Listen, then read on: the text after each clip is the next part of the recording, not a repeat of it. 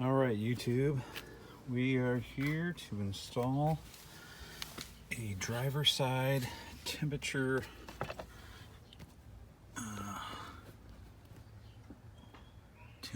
door actuator here for the driver side of a 2013 Ford Edge. Sorry that I already got it ripped apart here, but it just occurred to me that in my looking around I saw no YouTube videos for replacement of this side. So I'll just kind of quickly walk you through what I've done here. First, took off the lower knee panel here on the bottom right there, and I believe that was a couple of 10 millimeter bolts here. Got those off, and then just a couple extra clips that held that guy in. There was the one wire connector here that connects over here to the chime. You can see right back over there. So we got that all disconnected, and then located the actuator, which goes right back up in here. You can see that kind of round C looking bit there, and that actually engages the backside of the motor right here, which will sit in this orientation moved up in there. So this little white arm here engages up into that arm back up in there. You can kind of see it looks like a little zigzag right there on that plastic arm there. The little peg on this arm here engages into that, and then articulates the door actuator back and forth. So it actually did come with that whole arm assembly and everything, but I don't really feel like I'm trying to get up in there to remove that whole assembly there. So we're just going to call it a day here with the actuator, and if I can get through here without too many headaches, then I will call it a win, even if I have to replace this thing again sometime in the future. But for now, like I said, I did start removing the actuator after I had this lower knee panel here removed, and those were just some standard Phillips head screws. They are a little bit of a challenge to get to, just because everything's so tight, but after I realized how tight it was and that I had a third screw, which is going to be on the upper left hand side of the actuator, so I got these two bottom ones here removed with this little setup here, and just a flat or a Phillips head bit there.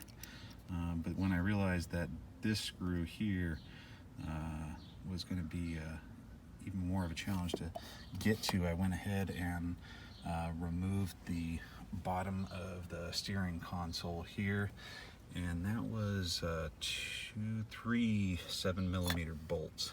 So to this point I have 2 10 millimeter bolts, 3 Phillips head screws, and 3 7 millimeter bolts. So probably not going to be very interesting watching me get it back up in there, but I figured I'd at least let y'all know where it was, let you know what's involved, and yeah, I'll maybe jump back in here and show you some mid-progress work or anything if I run into any issues. One thing I did do, you notice the old actuator was stuck in this position here, and so in order to properly index the new one with where the lever is here, the lever doesn't want to move freely at all, and rather than trying to force that, I did reach up in there and just grabbed hold of the little white linkage up there and pulled it back towards the rear of the vehicle, and got it to that position there so that I could properly engage the actuator in there. Alright YouTube, so we got the actuator located back up in there. You can see those are the two bottom screws there and right back over there. And then got the other one. You're not going to be able to see it, but it's back up in there. So you're also not going to really be able to notice, but the unit, as I was showing it to you previously, when it sits up in there, you know, so if this is 10 o'clock, when it's actually located up in there and engaged, it's actually going to be clocked back at about 10 o'clock or so.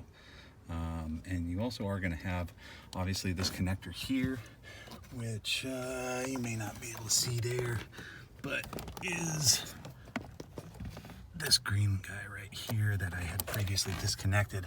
And also worth mentioning too is that there is a wiring harness that typically sits right up in this space right here, and so it's just held in with a clip.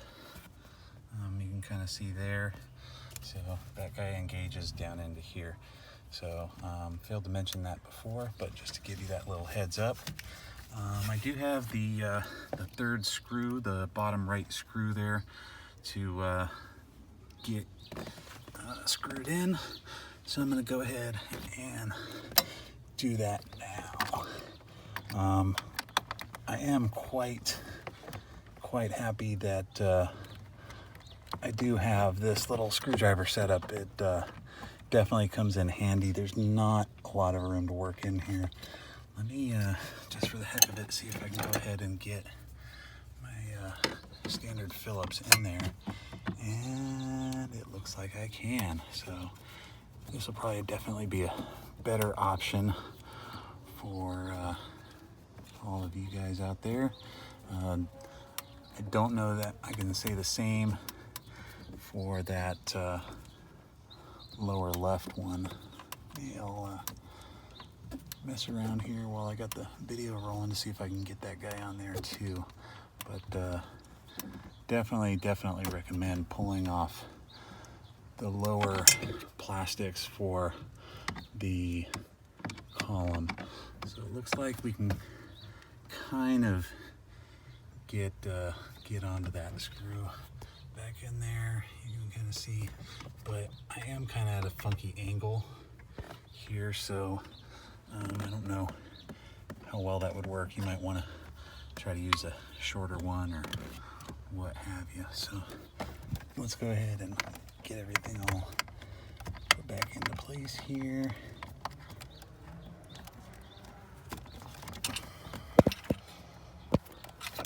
Let's see.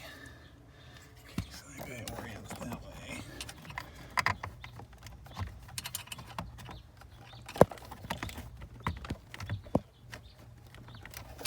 Okay, so that guy's back in there. Go ahead and get this guy.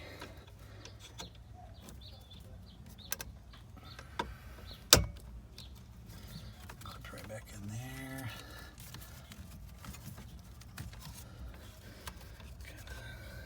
Do that there. All right.